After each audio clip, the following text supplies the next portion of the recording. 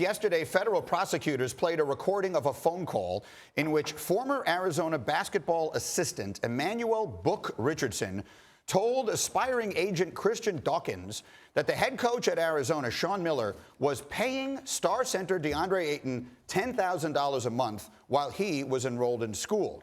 When that news broke, our own Jalen Rose heard about it, and he had some choice thoughts on this development during his show, Jalen and Jacoby.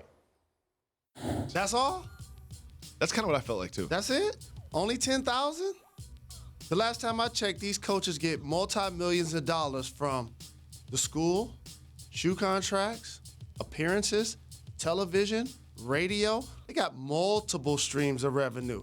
And I'm not here to advocate breaking the rules, but what I will say is I appreciate the tone of the public and the media has changed about this topic since I was in college. The world isn't in an uproar like they would be back in the day. I think that part of it, at minimum, we can all agree with, and we wanted to bring everyone in on this conversation. Who was it that said in the meeting today that perhaps this whole thing backfired, that there was a belief that when the FBI came out with this information, was it you who said that? Go ahead and explain that to the audience. I think that was the most interesting point I've heard made on this. I think when this came out, the FBI was anticipation was everybody in the public was going to go, oh, they are doing what?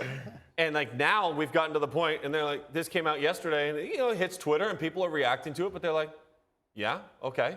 He should have been paid more. Like, what's next? Like, this isn't having the splash impact that I think a lot of people anticipated it's going to have. Now, that's from a public perception standpoint. It is not from a coaching perspective for Sean Miller at Arizona and or what the NCAA is going to feel about this. Arizona wants to keep Sean Miller around, though. And, Greeny, your point about who the actual victim is here, because I think there's still a lot of people who are confused by this, but Jay Billis explained it well to you. Well, that's the thing. When this whole thing first came out, when we first found out the FBI, pardon me, had gotten involved in this, I called up Jay Billis, who was also a lawyer, and I said, Jay, in order for the FBI to get involved, there has to be a crime. In order for there to be a crime, there has to be a victim. Who exactly is the victim? It turns out the victims are the schools themselves.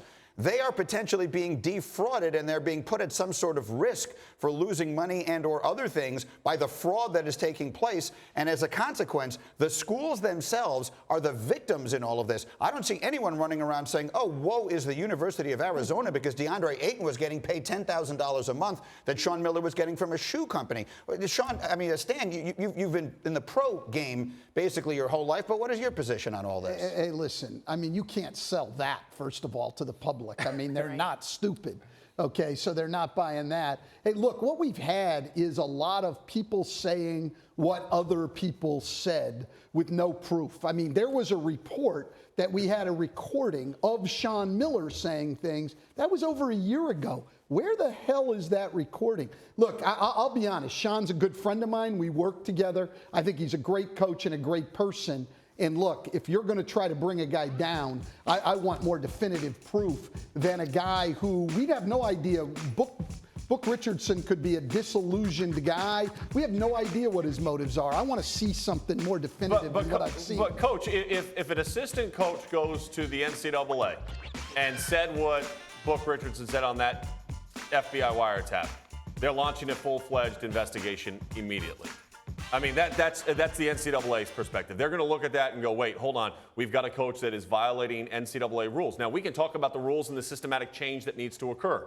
That's a different topic of discussion versus right now, is this an NCAA violation, and is Sean Miller going to be the head coach of Arizona? I agree with everything you said about Sean. I love Sean. I think he's a great coach. But in the NCAA rules, you have an assistant coach that is on wiretap saying, oh, yeah, man, my head coach is paying $10,000 a month for a player. That is problematic. Yeah, player wound up being the #1 pick in the draft, of course. Go ahead, well, I mean, the rule is unjust, so I'm not going to fault anyone if they break it. But my question is, what happened in March? Did the wiretap not go through? Because they lost to Buffalo. A year ago. I mean, not the wiretap. Yeah. Did the wire not go through? Or were they not paying them enough? You need $15,000 to get past Buffalo? Buffalo's really good. Buffalo's really good. It's C.J. Massenberg. Yeah. #1 player in the draft. Yeah. But here's the thing, okay? We're working on rules in the NCAA that were established in the 70s, okay, when the television revenue, the money stream wasn't even close to what it is now. Coaches weren't getting paid what they're getting paid now. The athletic departments weren't making the tens of millions of dollars that they're making now. It's time that we update the system. The system needs to be updated.